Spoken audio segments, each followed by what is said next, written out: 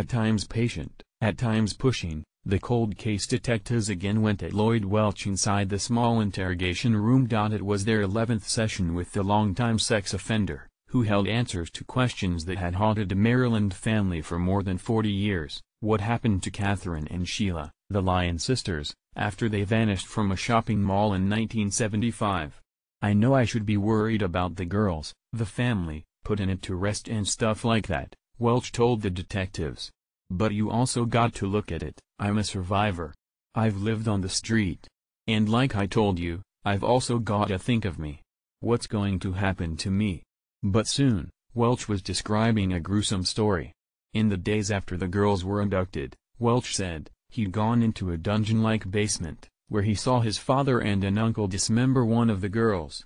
Her remains were put into a large bag, Welch said, which was taken to rural Bedford County, Virginia, and thrown into a fire. His words, on May 12, 2015, further implicated Welch in the deaths of the Lyon sisters, to which he pleaded guilty Tuesday in Bedford, Virginia. The conviction of the former carnival worker, after 42 years, marked an extraordinary moment in a case that stunned the region in 1975.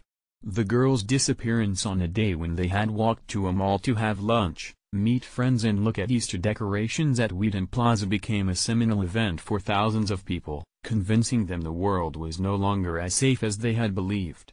That Kate and Sheila had seemed to vanish, and no culprits had been caught, enhanced the terror. Welch's plea to 2 counts of first-degree felony murder answered some but not all of the lingering questions in one of the Washington area's most painful mysteries. Left unknown is who, if anyone, besides Welch was involved in the Lyon sisters' deaths, where they were killed and where the bodies are. Authorities have said other participants in the murders are either dead or their roles could not be proven. It keeps me up at night, one of the investigators said recently. Welch, 60, stood before a judge and admitted that he participated in the abduction of the sisters when he was 18. He did not admit to directly killing either girl but was held accountable for their deaths under a felony murder doctrine for killings in the commission of abduction with intent to defile. Welch received a sentence of 48 years in agreement with prosecutors. Given his age, and that he still must finish a prison sentence in Delaware for the unrelated sexual assault of a 10-year-old, it is unlikely that he ever will be released. Welch was prosecuted in the Lyon sisters case in Bedford County, some 200 miles southwest of Washington, because authorities established that the remains of at least one may have been buried there. Welch's recollections of the murder in the basement that he relayed to detectives shed light on why so many questions in the case linger. His father died in 1998. The uncle has denied any involvement and, after being investigated, was not charged. Detectives found what they thought was human blood in the basement and even a sample of DNA, but it wasn't of the quality to make a match.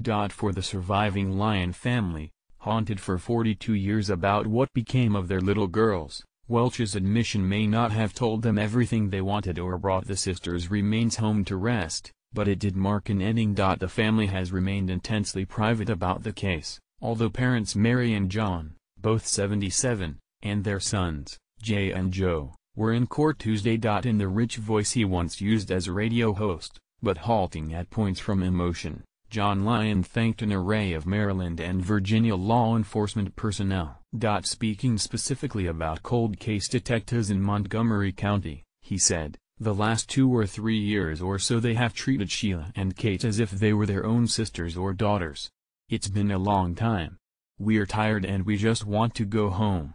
In court, prosecutors outlined what they say happened, relying in part on Welch's recollections of what he saw in 1975. In the prosecutor's narrative, the girls were abducted from the mall and killed. The remains of one or both were taken, by Welch, to land that his family owned in a rural part of Bedford County, and burned. "How much you believe him, Lloyd Welch, really cut to the heart of this case," said Wes Nance, the Bedford County Commonwealth's attorney. "His credibility is open for questioning. However, as the individuals that he named as his co-conspirators change over time, what did not change was his involvement. In my heart of hearts, I know that we put one of the main perpetrators away.